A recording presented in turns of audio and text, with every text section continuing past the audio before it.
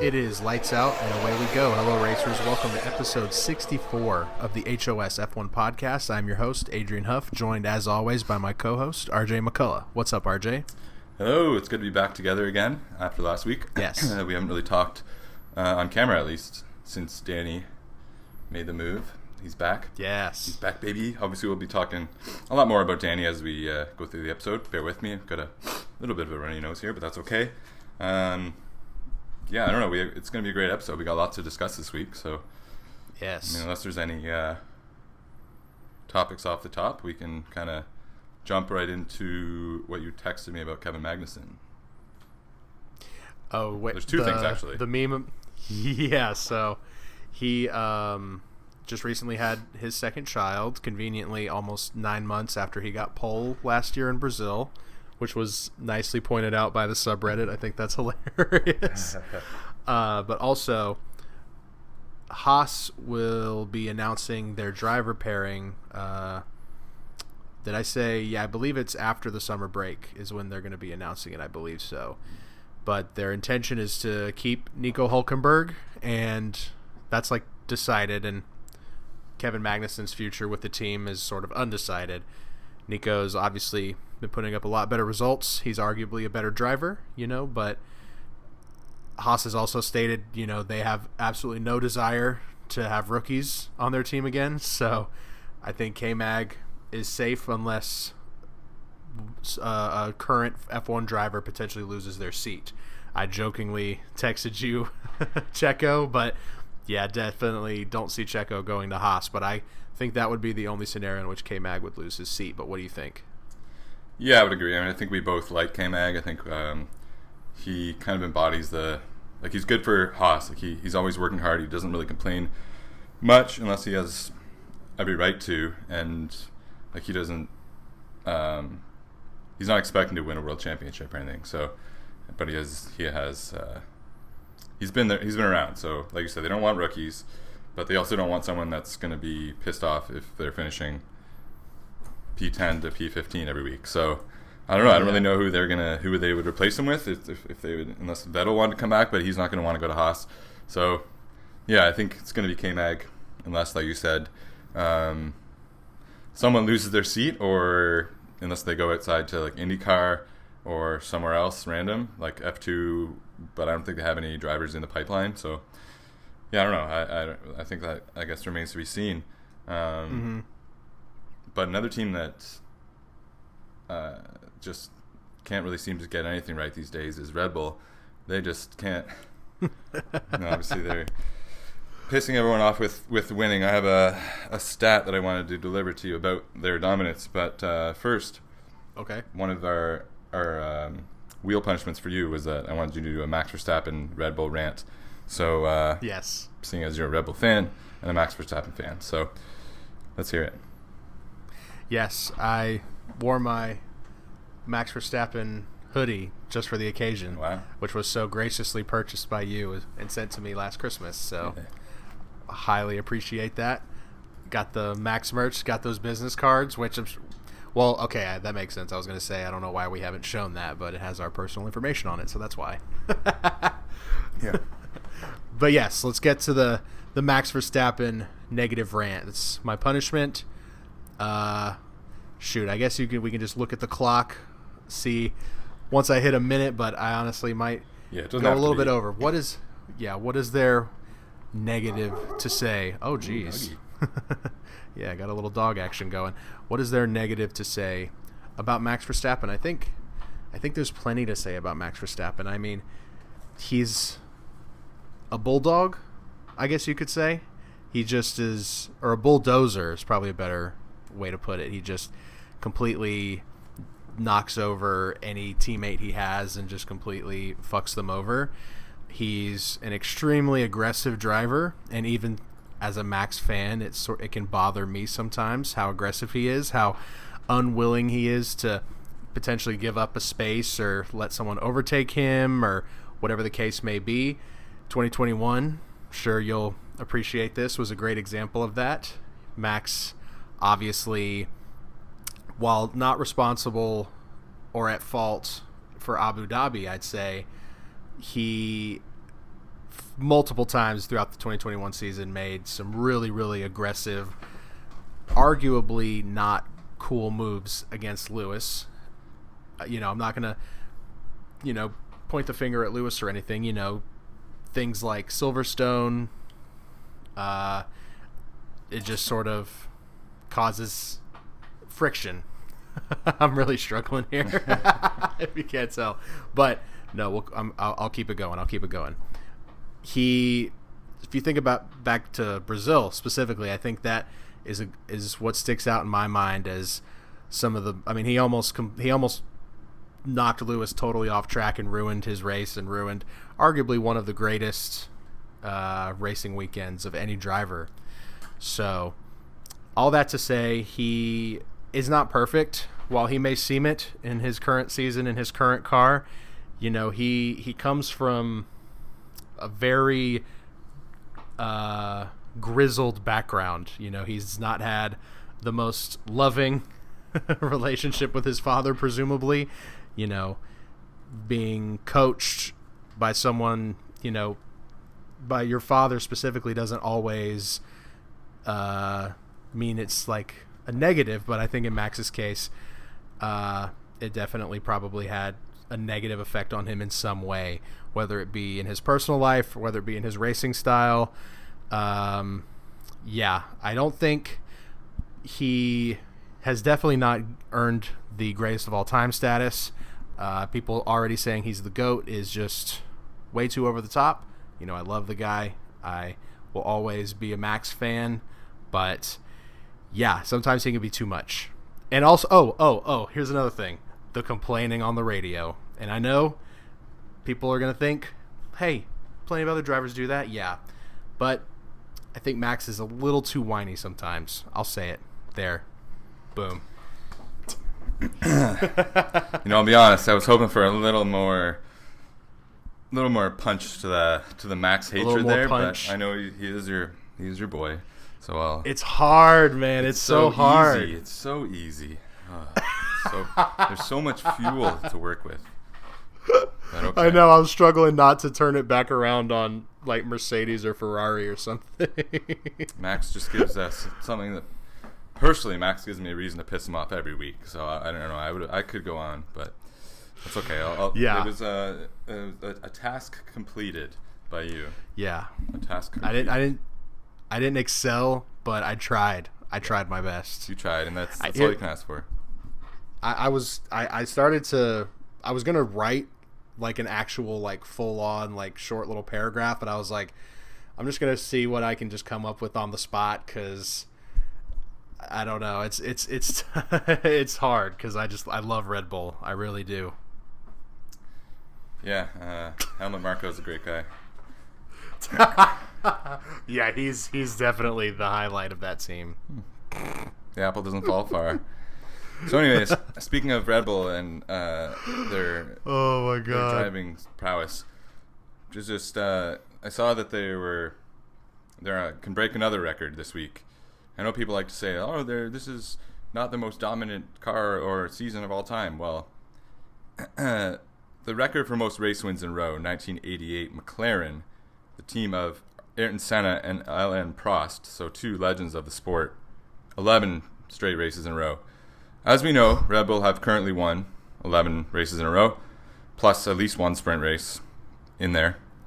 And so obviously, so they can break that this week. But if you take out George Russell winning in Brazil, which probably doesn't happen if Max doesn't get preoccupied with Lewis on the first lap. Right. But if you take that out, they would have 20 straight wins, going back to the French Grand Prix last year. So, yeah, Mercedes never had quite that level of dominance. And, I mean, the fact that it was Senna and Prost is a little more like, okay, I could see two unbelievable guys winning that many in a row, but really it's been mostly Max. So, credit to Max, but it's just, at this point, I was going to ask you, I guess I can just ask you now, with the driver, like the WDC and the constructors, they're both obviously like essentially wrapped up. Like what's the thing you're rooting for the most the rest of the season? Like what keeps you coming back, other than just we love F1, but like what's what are you really rooting for?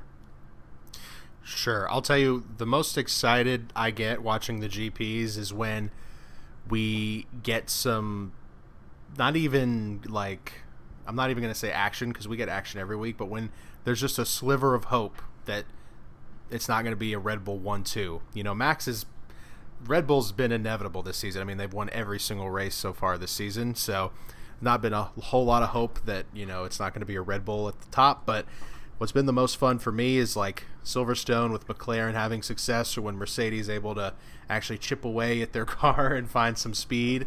Yeah. Ferrari, you know, they're just a total mess. They bring me nothing but sorrow every week this season. It's been a complete train wreck. But honestly, that is also entertaining to me. I mean, a team that should be doing so well, you know, does so poorly. But yeah, I mean, I can understand where a lot of the Red Bull hatred and Max hatred comes from.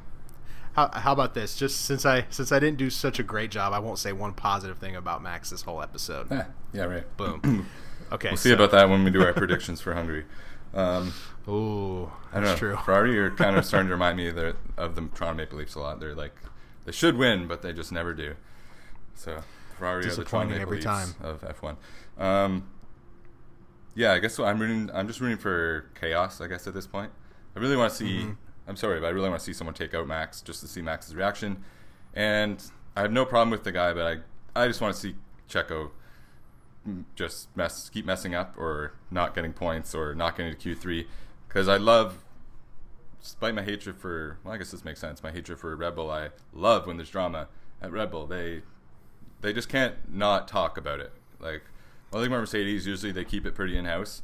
Between Horner and Marco and Perez and Verstappen and everyone else, someone's going to say something at some point, every time. Yeah. And just the idea of, if Checo leaves, who goes into that seat, with it being such a coveted seat, obviously, I mean, that's just like fascinating. Then obviously minor things, like I would like to see Alonso win a race. Obviously I want to see Lewis win a race. Yes. Just something, maybe even a random guy like Gasly or Danny. I don't expect that, but you never know. It's cool. It's cool seeing weeks like last week where McLaren pops up there. Yes. But speaking of Danny and Christian Horner, we both listened to the F1 Nation podcast this week. Not to plug another podcast, but I already did it. So because they had Christian Horner on, and we both admitted it was, well, I don't know why I admitted, but it was a very good interview. Like, it was very interesting. He said a lot of things.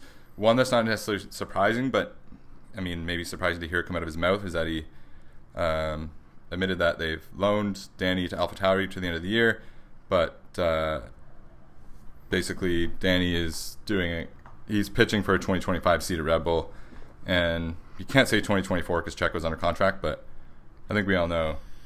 But yeah, I guess it was interesting to hear them say Danny's here to get the seat at Red Bull. Anything else that you took away from that? Dude, that whole interview was like, it was like, I honestly don't know if Drive to Survive has captured that level of just engagement for me, you know, because there's been some very classic Christian moments, and Toto and all the team principals in the interview where they just are like super intense, and Christian wasn't even that intense. He was just so matter of fact and so open. I wasn't really used to it, you know. He kind of he told the truth while also keeping the Red Bull filter over it, if that makes sense. Yeah. Because I was shocked, like you mentioned, that he is so open about Daniel.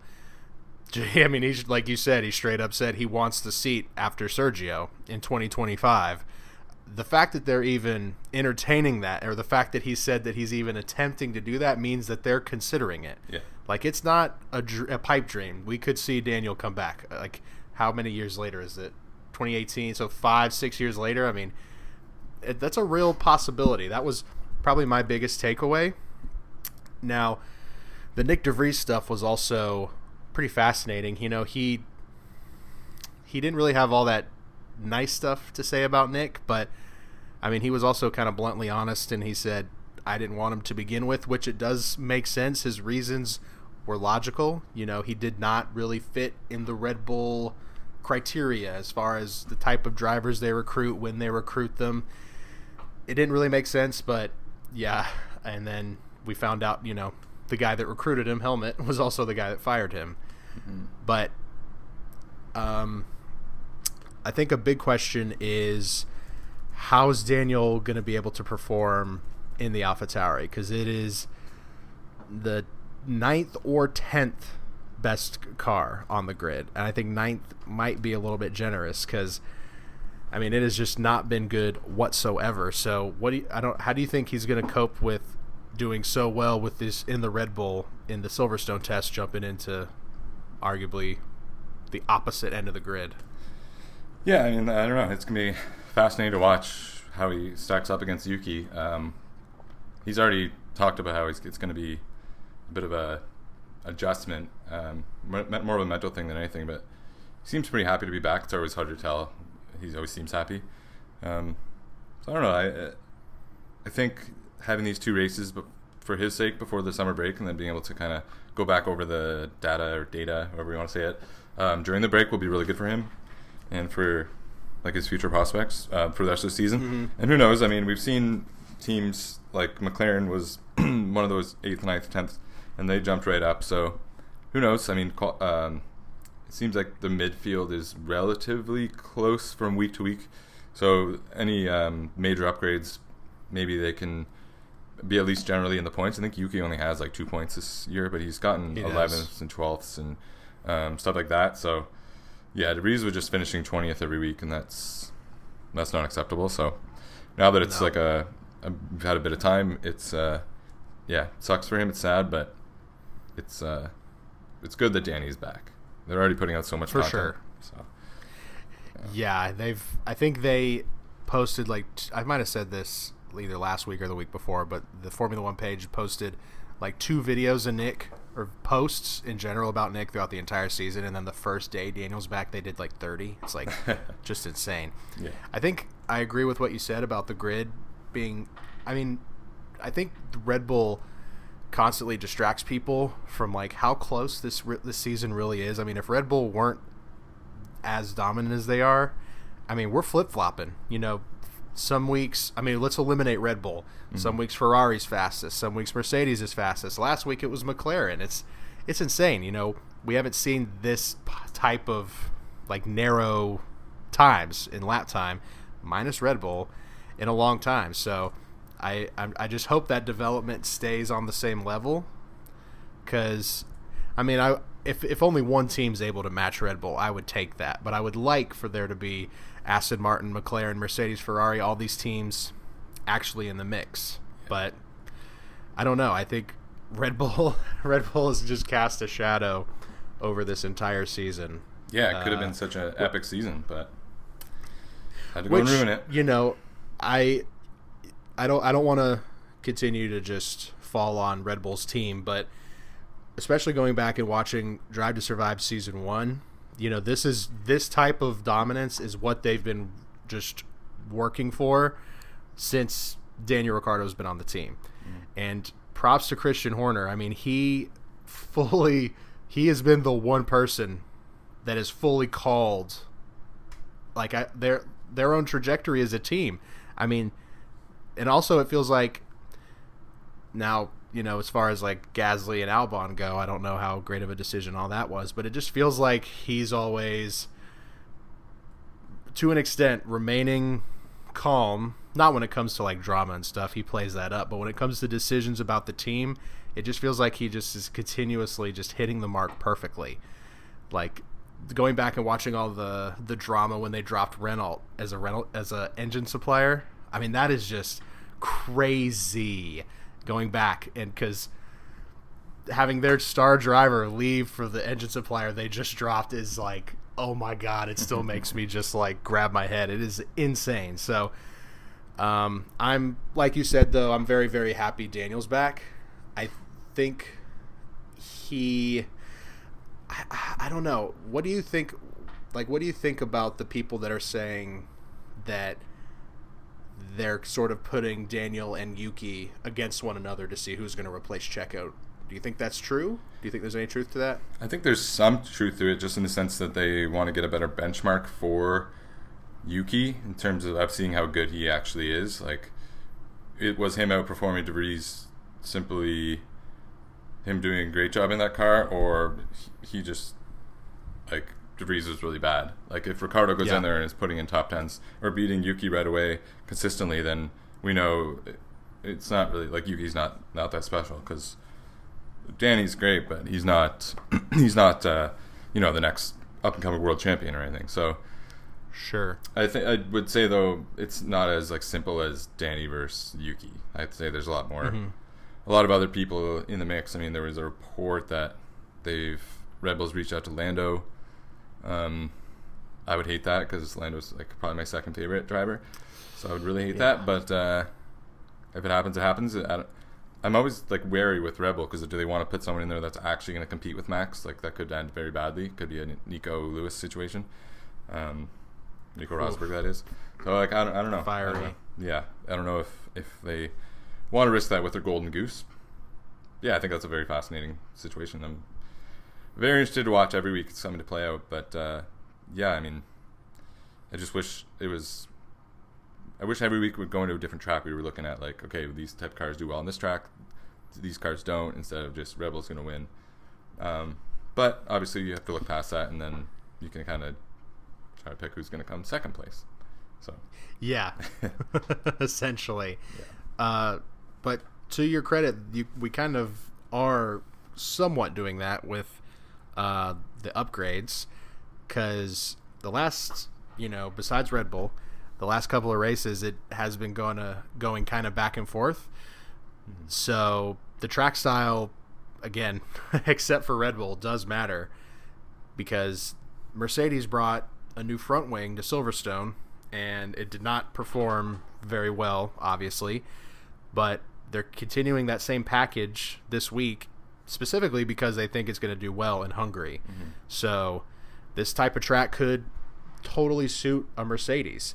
McLaren also, they're bringing the same package as Silverstone, so it's arguable, Jesus, I can't talk, that they're not going to potentially perform as well as they did in Silverstone. Yeah. Red Bull, sadly, are also bringing an upgrade that's supposed to unlock 2/10, like they need it. I mean, Adrian Newey just doesn't quit. And then, of course, the upgrades that are being talked about the most, AlphaTauri, because they're bringing, I think, their biggest upgrade of the season so far. And there's also been a couple of posts. F1 journalism is such a joke. There's so many posts saying the upgrades for Daniel Ricciardo, or what's Daniel Ricciardo's car. It's like they're bringing them for both cars. Like, they're framing it like Yuki's being left in the dust, but he's not. Both of them are getting the upgrades, which is fair. I hate when Oscar didn't have the upgrades. Gosh, I'm blanking. The whatever track we had 2 weeks ago, and it was just Lando. Yeah. Where's our standings here? Oh, that's I'm blanking. But yeah, when Lando got the upgrades and Oscar was left on the old package, I mean, you could see it. Lando was actually running in the top 10, and then Lando was running in the top 10, and Oscar was Austria back or in Canada.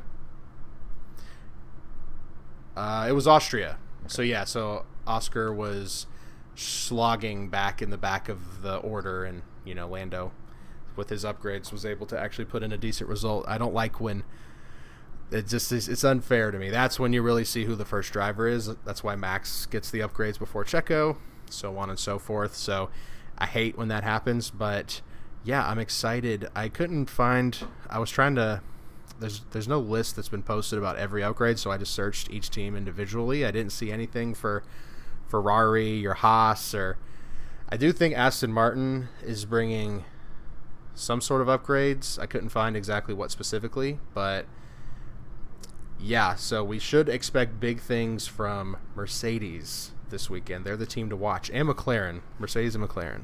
I hope so. I mean, I think in terms of, like, if we are going to do the track similarities thing and then look back, it is like a slow, like, not slow, but there's a lot of kind of slow sweeping turns here, as opposed to Silverstone, where it's a lot of fast turns. So maybe like a Monaco, but more obviously not the walls that you're going to crash into, or maybe like a Baku without the massive straight. So I'm trying to think who did well there. I know Ocon did well at Monaco. Yeah, I don't know. I'm obviously hoping that Mercedes. It's just hard to tell because since then there's also been upgrades to cars, right? So who knows? But yeah, I think it should be a good race. This is the one that Ocon won a few years ago. Yep. There's usually something that goes on. Sorry, do you have anything else you want to say? I was just gonna say, poor Seb got disqualified. Oh yeah, that was so sad. Didn't have enough fuel or something. Yeah, that's tough. Just gonna say one more thing. Oh yeah, before we get to our preview, I have to say something about Max Verstappen, that absolute psychopath. I don't know if you saw this clip. Oh, I know. Yeah, I know exactly what you're talking about. As is well documented, he plays a lot of sim racing and online gaming instead of taking care of his daughter, young child. But anyway, he was playing in a race at Spa, and he felt someone kind of nudged him a little bit off the road, or however you may want to perceive it. But then Max, and the announcer is like, "Oh, Max is about to do something," and it was a great video because the announcer teed it up perfectly. Like he's about to react. He's about to retaliate, and then Max just literally cuts through. So like after Eau Rouge, there's a bend, and Max, instead of going around it, he just goes straight through. It catches up to the guy and just takes him right off the road, like completely crashes both of them into the gravel. Max gets disqualified immediately. I haven't seen an actual video of him reacting. I don't know if he had a camera on him while he was doing it, but that guy is just an absolute psychopath. He just can't take it when he feels wronged on the track. But yeah, there you go. There's your champion. There's your world champion. You mentioned he had a kid. Is that his Kelly Paquette's child? Well, that wouldn't be his kid, technically. Right. I think that they have a kid together, but I don't know. I just have seen videos, people trying to say, like, of her being like, Daddy, come play with me. And he's like, all right, just a minute. Just terrible. You think you would have learned from his bad father. He sounds like Stroll. Yeah. I don't know. It's like a Stroll plus a rat mixed together.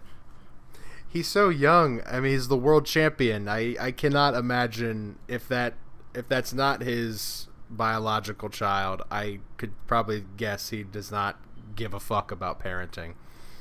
He's probably thinking about the next race or his next sim race or the next guy he's going to crash into. It's not the child's fault, you know? Poor kid just wants some love, just wants a fatherly influence after. If it is Kelly and other former racers' kid, then yeah, what's his name? Daniel Kvyat? I think that's him, yeah. Poor guy. Oh my God! Say if Max Verstappen like steals your girl, like, and you're a race driver, like, you just got to watch him win every race now. You probably can't even watch F1. Dude, no way I would watch the sport if the guy that stole my girl and my kid was the dominating force behind the sport. No fucking way. It's just a disaster, but we'll see him on the podium this weekend. Oh yeah, probably. But yeah, here we go. A little preview. Weather report: 80% chance of rain on Friday. Not great, but it's Friday. Saturday for FP3 and Quali, 20% chance of rain. It's pretty good. And then race weather, less than 20% chance of rain, but up to 35 kilometers per hour wind. So moderate gusts, not too bad. Oh. What else? Oh, race times, or session times. Friday, 7:30 a.m., 11 a.m. Saturday, 6:30 a.m. for practice 3. Qualifying is at 10 a.m. Race is at 9 a.m. So pretty much the usual for these races. All these races around this time of year. Can't complain about that. See, we got pretty standard. Yeah, I was trying to see who leads. I wonder who leads in all-time wins at the Hungarian Grand Prix. Is it Lewis? Oh, is it Lewis Hamilton? Oh, it is Lewis Hamilton. Oh, man. Lewis Hamilton. I would have never. Oh, imagine that. 8 wins for Lewis Hamilton. It's almost like I had it pulled up right here. 2007, 2009, 2012, 2013, 2016, 2018, 2019, 2020. Oh, that's just a mouthful. I have to take a breath after all those numbers. Second is Michael Schumacher, then Ayrton Senna. Third, And then a bunch of guys at 2. The list just does not include Max Verstappen. Some goat. Yeah, he's not had the best of luck, and it's also just not a track that he does very well at. Let's hope that stands. Yeah, because we had that when Bottas just completely carooned into Lando Norris and took out half the grid. Oh my god! And then Max God. And Max had half, or not half, but like his whole side pod was torn open. Yeah, that was actually an impressive drive by him. In hindsight, he brought it back to, I don't know what it was, maybe top 5 or 6 with like half a car or half a livery. I can't remember, but he was bitching the whole time. Oh yeah. And props to I think Mick Schumacher gave him a bit of a fight during one of his laps, if I remember correctly. Good old Mick. I'll tell you who didn't give him a fight at any point in time is 1, Nikita Mazepin, who apparently is now DJing, and 2, Nicholas Latifi, who has officially retired from racing. So another Canadian. No. But back to Hungary. Number of laps. We got 70 laps this week. 70 laps. First Grand Prix year, 1986. Blah, blah, blah. Race distance, 36. Lap record. Who could possibly have the... Oh, Lewis Hamilton. Lap record. 1:16.627. Lewis Hamilton. So, man, giddy up. See, I mean, if it does happen to have any rain, I like Lewis's chances, but I'm kind of giving up on predicting Lewis to win because I've been willing it. I've been trying to will it every race, and it's just not. It's just gonna happen when it's gonna happen. I can't will it through any further. You discussed the upgrades already. I wanted to ask. Try saying it's not gonna happen. No chance Lewis wins this weekend. Don't clip that. I want to ask you a couple predictions here. I'm just gonna ask first. I'll give you a few guys, and then you can tell me, and I'll give you a scenario. So, what would be a good week and a bad week for Sergio Perez?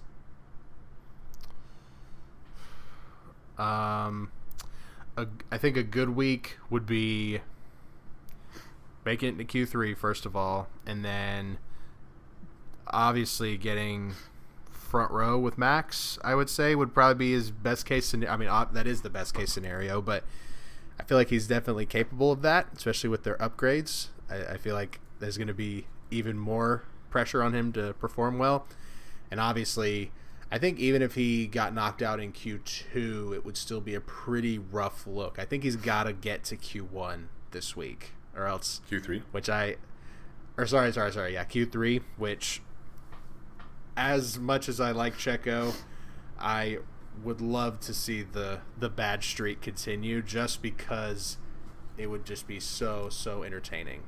Yes, exactly. As I said, I'm hoping for chaos with so like mixed Sergio and Checo and Perez all into one word there. But I think like first or second good week, anything else bad week for Perez. Let's see. Who do we think is the second best car this week? God. Obviously Red Bull being first.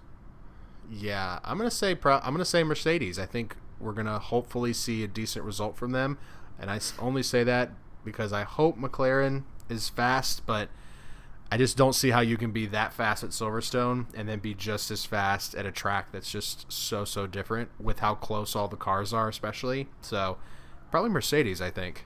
Yeah, I'd like to agree with that.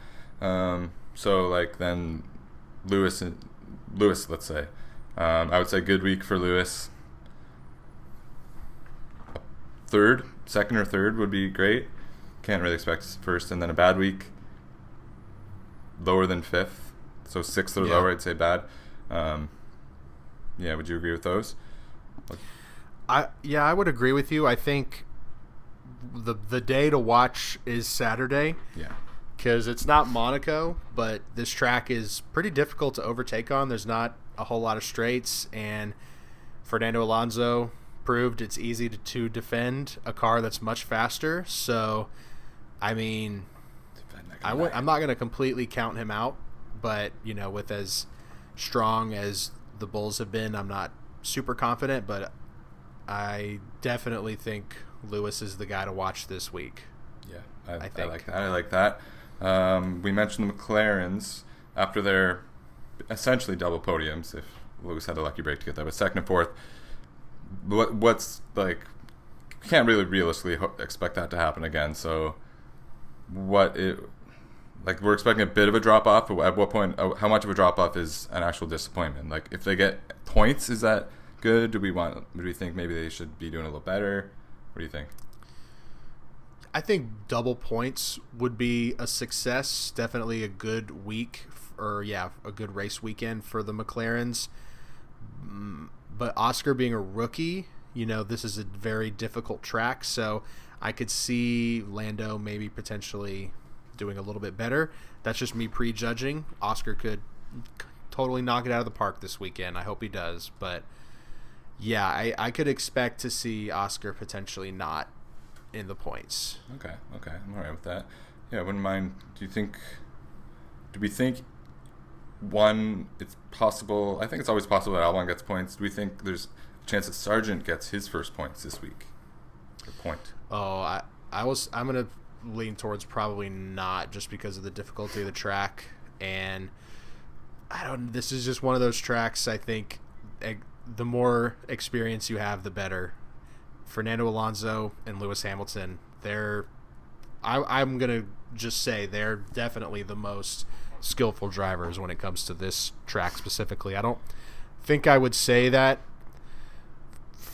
or those guys specifically, any driver. I don't know if I would necessarily, there's not very many tracks where you can say this driver has the experience to best everybody else potentially. Yeah. Okay. I guess the only team we really haven't talked much about of the big teams at all is Ferrari. So I'm going to give you a Ferrari, good, bad, and then I have one more to wrap it up. So I'm looking at the standings, and top 5? Can they do top 5? 6th? I think top 6 for both Ferraris. They have to get that. I mean, they really have to. I mean, considering they were 5 and 6, and then dropped to 8 and 9 in Silverstone. I mean, just horrible performance.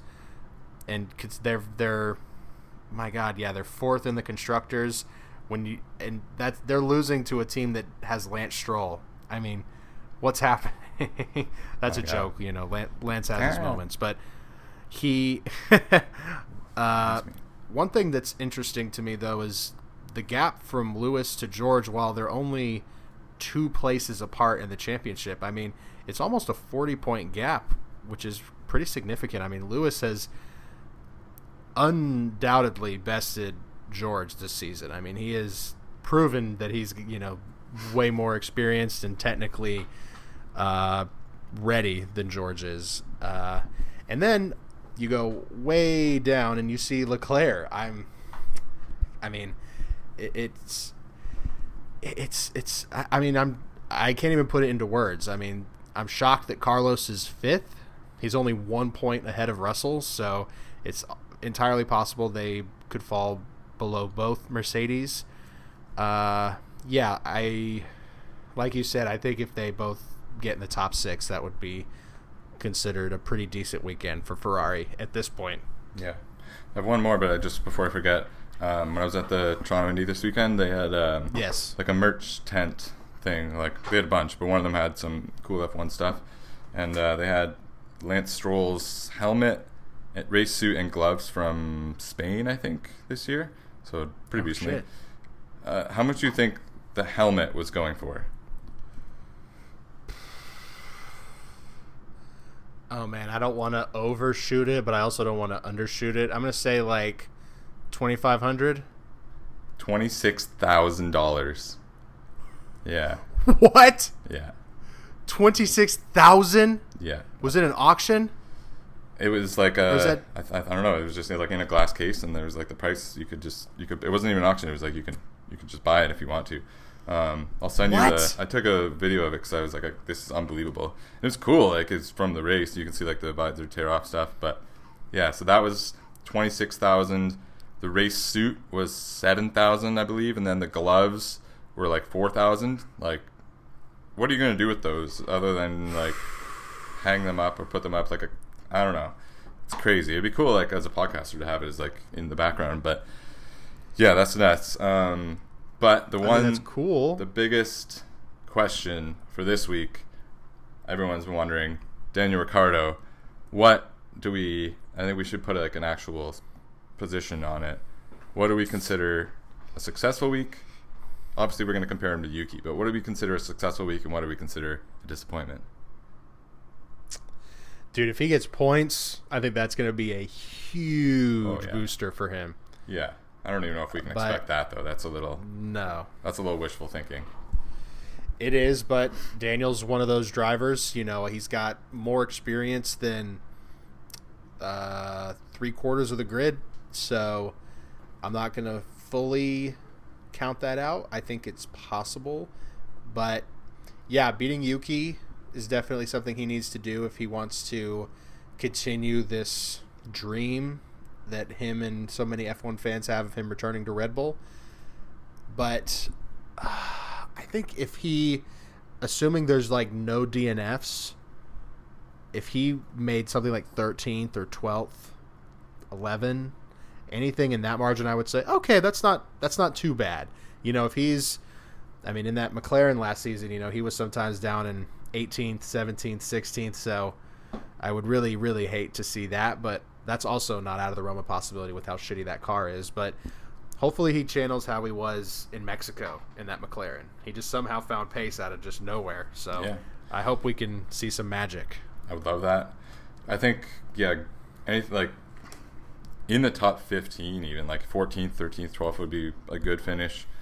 And then, like, as long as he's not basically dead last, as long as he finishes ahead of a few guys, because that car is kind of shit. I think it's his first race in a long time. Yes. There's he's probably going to be hurting throughout the race, like his neck and stuff. So, yeah, I mean, it'll be good to have something interesting to watch near the mid to back of the field, as opposed to just lamenting the fact that Max is winning.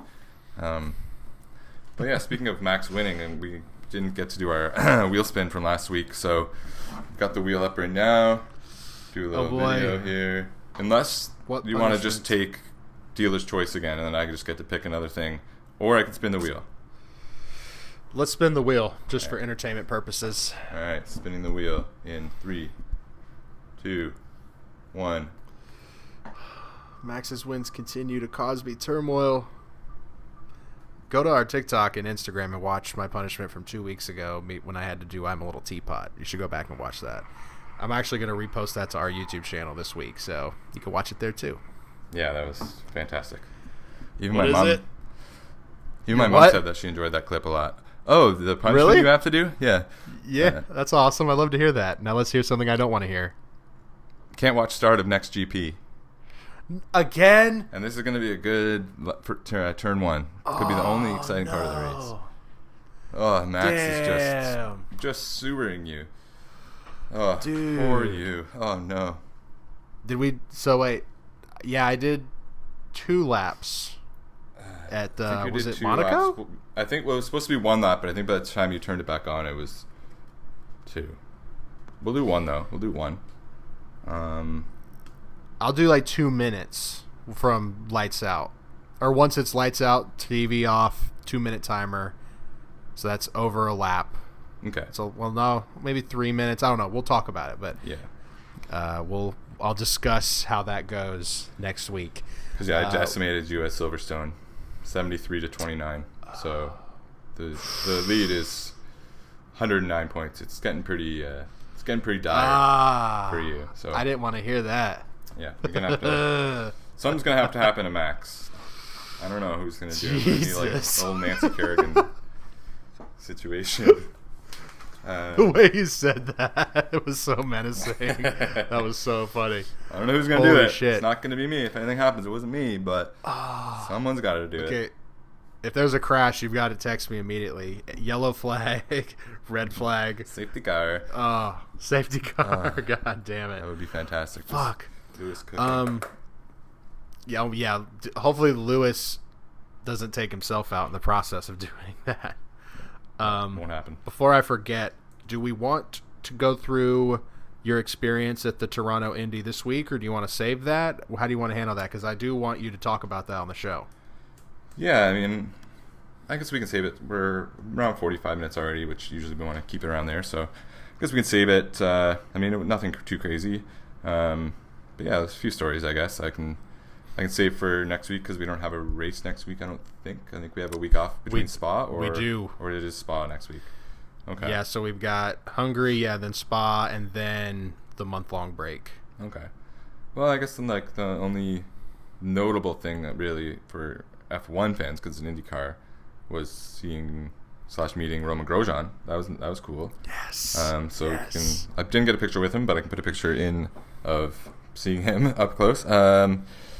He crashed out of the race, of course. I think it's his 5th or 6th time this year. Yeah. But yeah. 5 out of 10 races he's crashed, I think. Mm-hmm. But this is a big weekend. Or this is the last thing, and then we'll get out of here. This is a big weekend. It's, I forget what people are calling it, Barbenheimer. Barbie and Oppenheimer coming out the same day. We've done a few movie reviews and show reviews on the show, so are you going to see either one, both? Are you going to see them this weekend? Are you going to wait a bit? What's your movie takes? It's really funny you brought that up, actually. I probably see Barbie with my girlfriend and maybe a couple friends of ours because she's really excited. Not that I'm one of those guys where I'm like, oh, I didn't play with Barbie dolls, I don't want to see that. I'm sure it's going to be a cute movie. I really want to see Oppenheimer. I'm really, really fucking excited for that. Unfortunately, the one IMAX theater that is, it's about 30-40 minutes for me, but the other IMAX is like hour and a half for me, so it's not an option. I'm not doing that. No, it's already long enough. Totally sold out this entire weekend. I mean, just not happening. So I'm probably gonna wait because I do want to see it in IMAX. I really do. So I'm probably gonna just try to be patient and see it probably next weekend. Okay, so how about this? After we do our Spa recap, maybe the week after that we'll do an Oppenheimer review. Let's do it. Potentially. That'd be great. Looking forward to seeing that too. Don't know if, again, I don't think I'll be able to get tickets for this weekend, as just like you, but yeah, that's it. I don't have really everything else. Just looking forward to Hungary, hoping for a good race, hoping for chaos. That's about it. Yes. Yeah, I guess if I do end up seeing Barbie, I can briefly talk about it. I'm shocked. I'm happy that theaters are actually getting full or filled. I saw Mission Impossible in the IMAX last weekend or maybe the weekend before. I can't remember. It was the first time I'd seen the IMAX movie that wasn't at a museum in years. So really enjoyed that. It was. Have you seen it yet? No, I haven't. I'll probably see it, but I'm not like you can talk about it. It's okay. Sure. Yeah. It's not one of those movies where it's like, oh, spoilers, bro. Yeah, exactly. No, it's an amusement park ride, but a very well made one. So, highly recommend seeing that. Honestly, probably in any theater, it'll be enjoyable. But Oppenheimer is going to be one of those where you need to see it in IMAX. Mission Impossible, I wouldn't say it's like a necessary IMAX movie, but it was a lot of fun. I love the Mission Impossible movies. I'm sure the listeners are like, what the fuck is he talking about at this point? No. We know about more than just F1. Yeah, that's not all we talk Humans about, too. Guys. We talk about the Formula One game, too. Yeah, we talk about that a lot. But yes, good times. I'm honestly just enjoying the movies right now because with the strike going on, there's going to be a big gap where we're just getting nothing or garbage, or AI written trash. So hopefully that ends soon, and hopefully we have an extremely entertaining Hungarian GP this weekend. Besides that, Jesus Christ, I couldn't make the B sound. Besides that, come back next week so we can recap the whole weekend for you. We're going to go through, give you our thoughts, and then we'll get you prepped for Spa. So keep coming back every week. Check us out on TikTok, Instagram, and subscribe on YouTube. You can listen on Spotify or Apple Podcast. And if you want to help the show out, give us a share, give us a like, whatever it is you want to do to help support the show. We will very much appreciate it. So thank you all so much for watching or listening, and we'll see you next week.